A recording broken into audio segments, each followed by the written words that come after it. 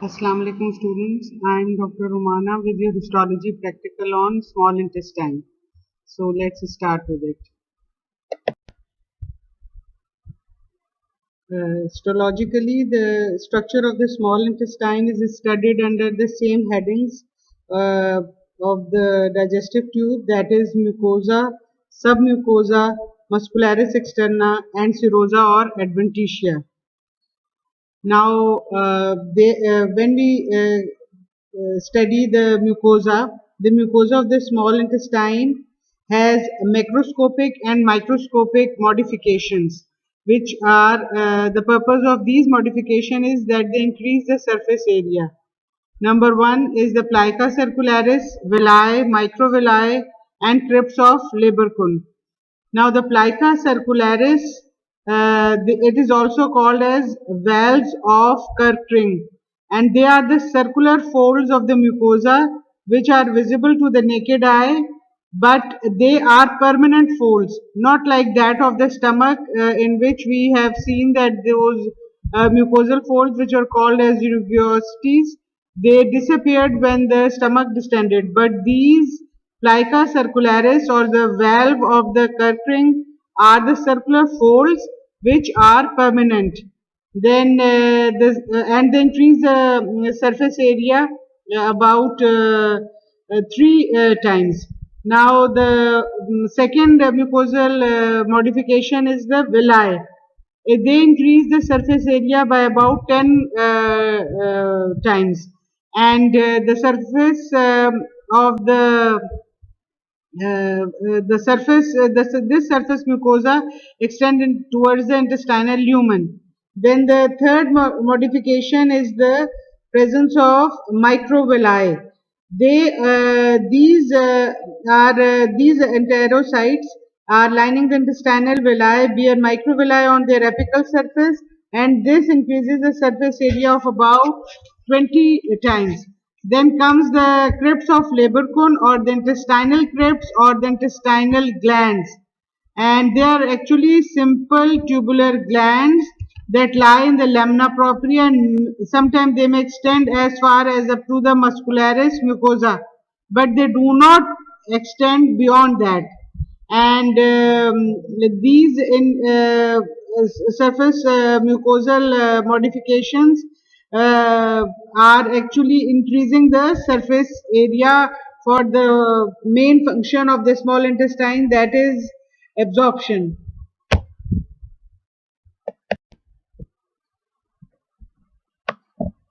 As you know, you have studied also in your lecture the different types of cells which are forming the epithelium of the small intestine.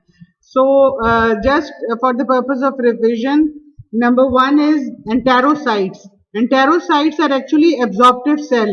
And what is the shape of these cells? They are tall columnar cell, each having a basally located oval nucleus.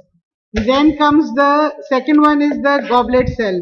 They have the typical goblet appearance, and they secrete mucus to protect the enterocytes. Then comes the enteroendocrine cells. These cells are present actually in the crypts of the Lieberkühn of the small intestine, and they also belong to the diffuse neuroendocrine system. A few of them are like S cells, they produce secretin. Then the K cell, it produces gastric inhibitory peptide. Then MO cells, they are produce motilin and many more, as you have studied in your lecture.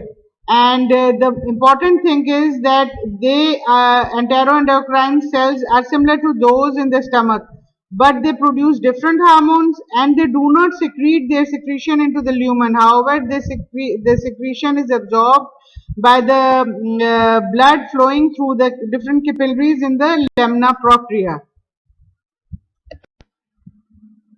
Then continuing with the type of the cells which are lining the epithelium of the small intestine, the other variety is the Paneth cell. The Paneth cell, they occur only in the bottom of the intestinal crypts. And what is the shape of the cells? They are pyramidal cells. and having cytological characteristic of the zymogen cells. Then comes another type of cell, that is the stem cells. The stem cells of the intestine are the undifferentiated cell which are located in the lower half of the crypts of Leberkuhn, and these cells undergo regular mitotic division to produce more undifferentiated cells which move in the upward direction.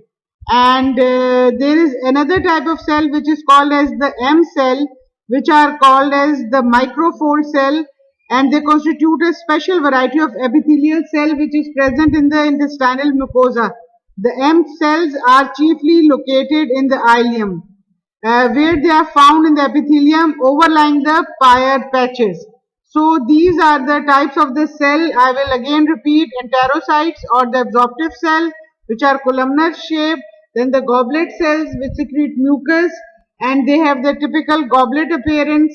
Then comes the enteroendocrine cells which are present in the deeper layers of the crypts of Leberkuhn. Then comes the Paneth cells which are also located in the base of the intestinal crypts and they are pyramidal in shape. Then comes the stem cells, which are very small cells which are also located in the lower half of the crypts of Leberkuhn, and another variety which is the M cells, which are called as the microfold cells, and they are present in the ileum, just over the Peyer's patches of the ileum. In this picture of the intestinal gland, you can see the different types of cell, that is the columnar cells lining it, and then the goblet cells. Then in the deeper layers you can see the Paneth cells and the stem cells and the enteroendocrine cells, which are located in the base of the intestinal gland. Now starting with the small intestine, as you all know, is divided into three main parts: the duodenum, jejunum and the ileum. Now the first part is the duodenum. The epithelium of the duodenum is seen to have regular, simple, columnar and microvilli is the surface modification, and these cells form continuous brush border appearance. The villi of this region are short and they are leaf-like and uniformly sized, while the intestinal crypts, they extend downward to the deepest layer, that is up till the muscularis mucosae.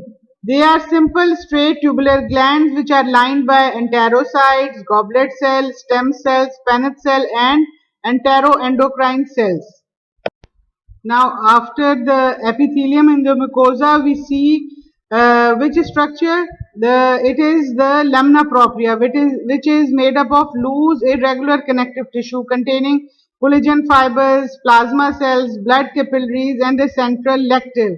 What is central lectile? It is actually a single large lymphatic vessel.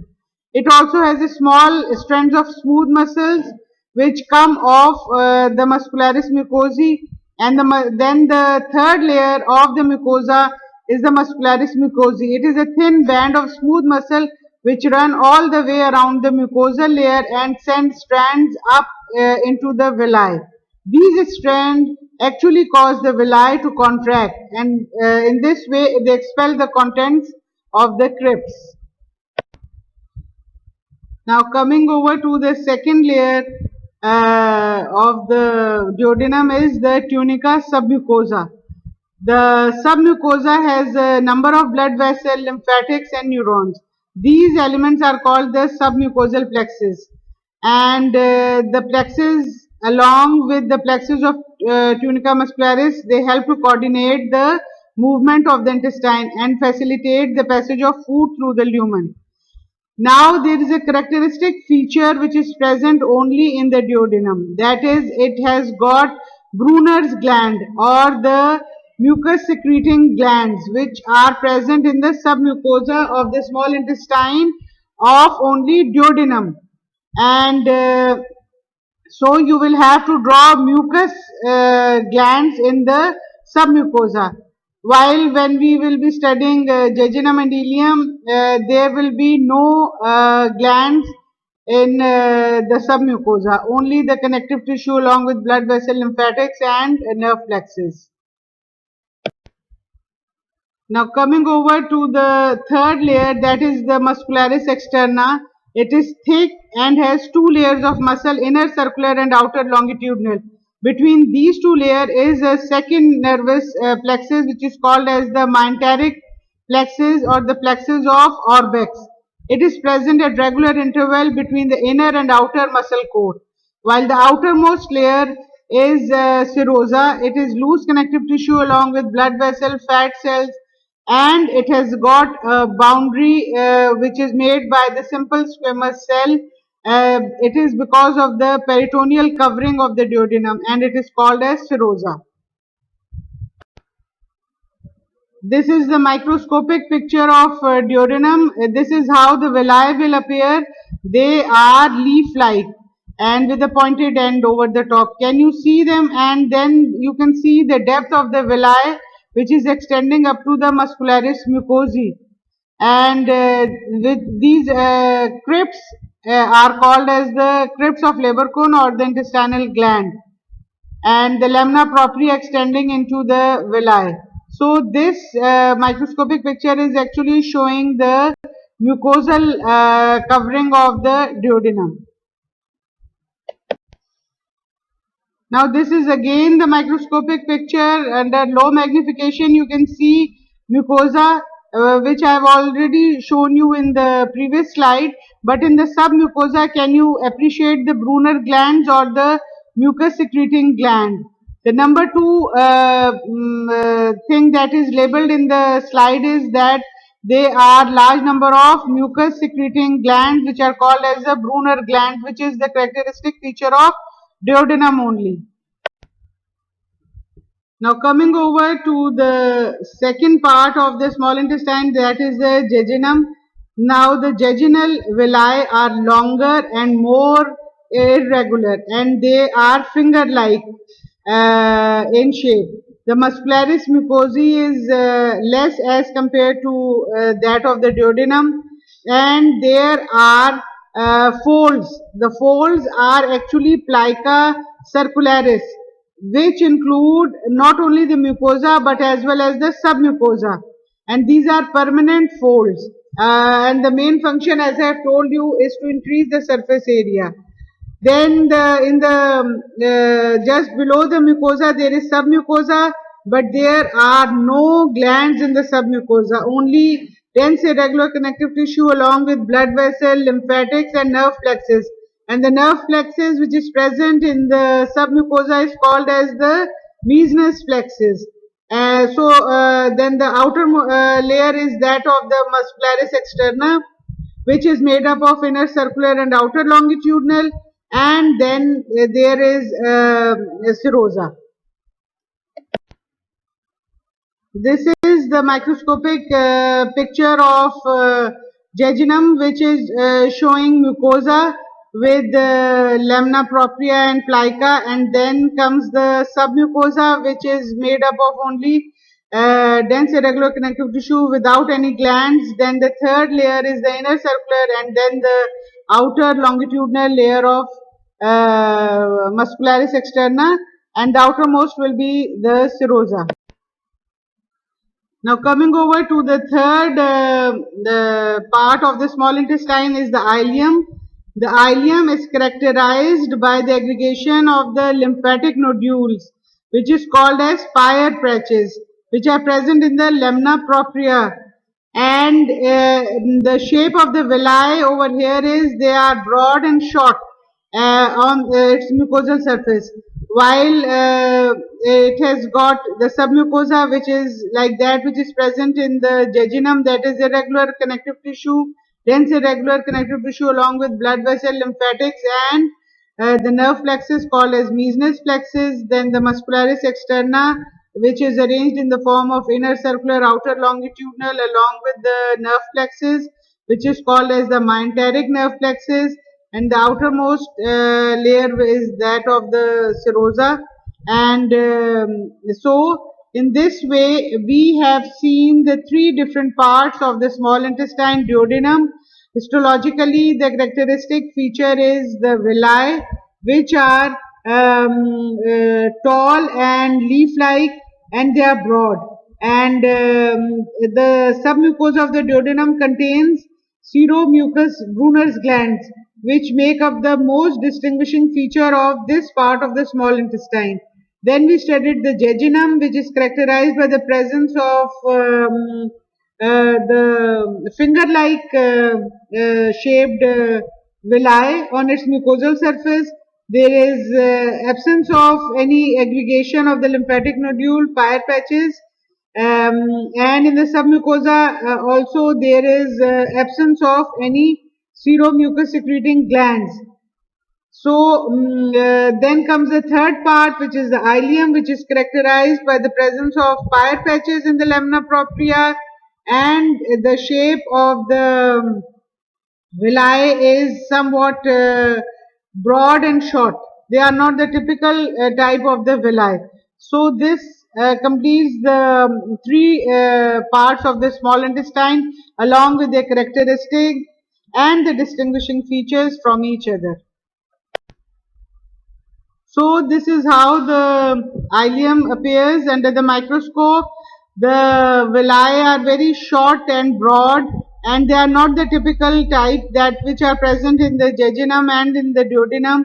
But there is a characteristic feature, as you can see in the mucosa, which is marked as number 5, and you can see the large number of Peyer's patches, that is the diffuse lymphatic tissue, along with you can see the germinal center of the lymphatic nodule, and in the mucosa there are these Peyer's patches, which is the characteristic of ileum. And then there comes the ileal submucosa and the outer layer, that is the muscularis externa. So this completes your histology practical on small intestine, duodenum, jejunum and ileum. You will have to draw the diagram of duodenum, jejunum and ileum with the characteristic feature of each part of the small intestine, in the that is the villi, and the characteristic feature which is present in the submucosa. You will have to draw the three layers, that is the mucosa, submucosa, muscularis externa, serosa or adventitia, along with the details of it and of the diagram on your histology copies, and then submit your assignments within the time assigned to you. Thank you.